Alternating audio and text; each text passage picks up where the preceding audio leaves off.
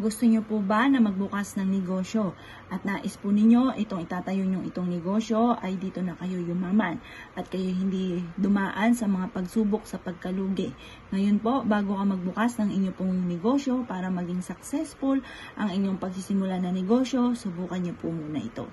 Ngayon, humarap ka sa gawing silangan ng mga bandang alas 7.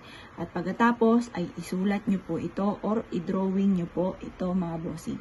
Ito po mga bossing ko ay star. Yan. Ang star ay liwanag ng ating buhay tungo sa ating tagumpay.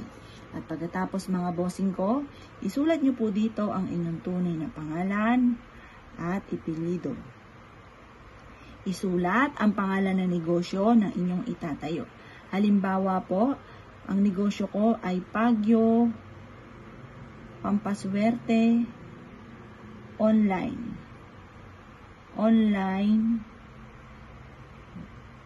business.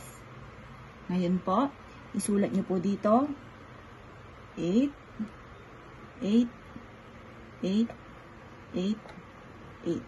at pagkatapos isusulat nyo rin po dito 8. Ngayon po, sa bawat 8 susulat nyo dito ang hangarin po ninyo. Halimbawa, yan, patungan nyo na po itong 8 na yan ha. Sa aking negosyo, magkakaroon ako araw-araw ng malaking benta. Dito na ako yayaman sa aking negosyo. Tapos, sulat niyo po dito,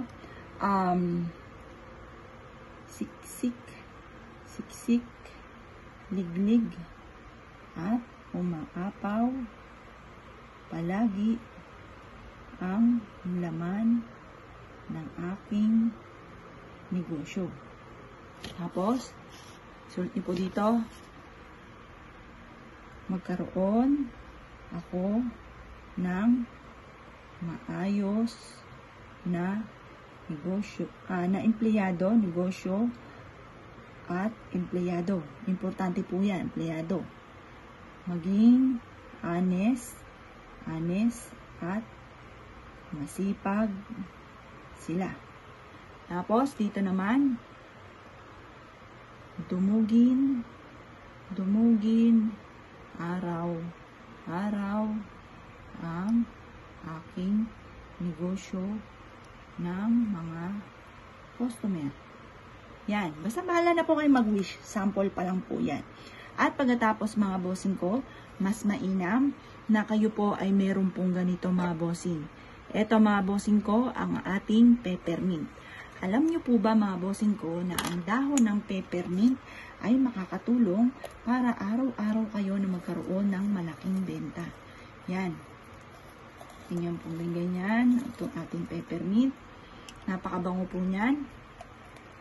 Pagkatapos, lalagyan natin ito mga bossing ko ng kapranggot na asin. Yan. At pagkatapos mga bossing, ito ibibilad ninyo hanggang alas 8 ng umaga. Makalipas ng alas 8 ng umaga, ito po ay susunugin po ninyo na nakaharap ka sa gawing silangan.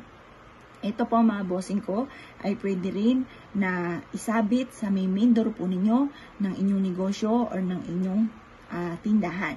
Ito po mga bossing ko ay ugaliin ang sabihin ang mga magagandang salitain kung ano ang ninanais po ninyo sa inyong negosyo. Halimbawa ay magkaroon ako araw-araw ng malaking benta. Ganon ang mga pag-wish na walang gamit na sana, direct to the point. At araw-araw dudumugin ang aking tindahan sa dami ng customer. Siksik-liglig at umaapaw lagi ang aking tindahan sa dami ng laman nito. Ganon mga bossing ko, mga pag-wish mga bossing. At ang mga magiging empleyado ko ay maging honest sa akin at masipag. Ganon ang mga pag-wish mga bossing. Yan pa mga bossing, kung isa ka sa mga nagpaplano na magtayo ng negosyo at gusto nyo na maging successful ang inyong negosyo, gawin nyo po muna ito mga bossing.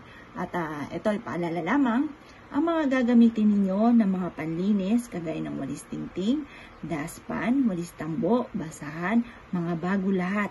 Huwag nagmula sa loob ng inyong tahanan ng mga luma na ay yung mga walis tingting, tambo, daspan at basahan. Gagamitin ninyo panay bago at malinis. Isa sa mga sikreto po yan para magtagal ang inyong negosyo at maging tagumpay kayo sa inyong pagninegosyo, maging successful sa pagninegosyo. Asya mga bossing, kung gagawa kayo ng ganitong mga pamamaraan, good luck bossing niyo po lahat!